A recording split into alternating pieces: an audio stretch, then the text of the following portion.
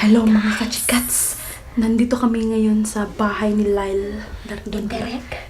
Titignan namin kung anong ginagawa niya doon. Let's go!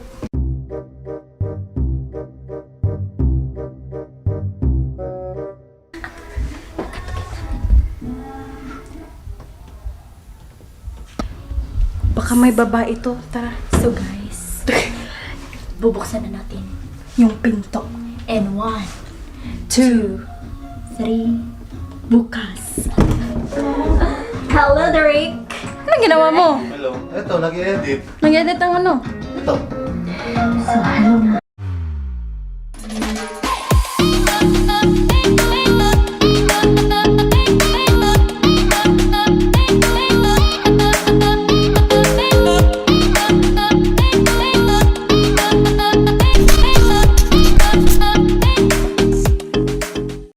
So we're going to interview our direct. So, Derek, first question. What inspired you to do the room makeover?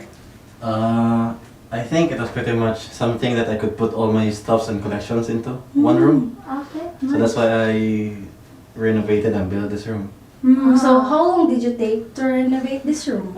Basically, it took me around 2 months, something. Yeah. 2 months. I supposedly I was supposed to spend around 30K when I asked the carpenter how much would I spend, and I learned everything by myself through YouTube. Okay. Then I only spent around 6 to 8K. So it's totally a win-win. So it's for me. like do it your own DIY. Yeah, I did it all by myself. Oh, okay. So every day by you're yourself. every day you're doing to Yeah. paint yeah. something. And then just go through by the day. I see what I need and I buy it the next day. Okay. So what So- other stuff do you plan on Collecting soon. As you can see, I have a lot of one-piece stuffs here. Yeah. This is the examples they're collecting. Oh my god. And I also have a lot of shoes Yeah. The Shoes. and quite a few board games.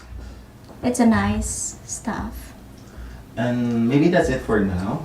I don't know what more should I add. But yeah, So basically I'm happy with that. With what I have right now. So cute. So thank you for this interview. Yeah, sure. I'm glad to interview our director for today.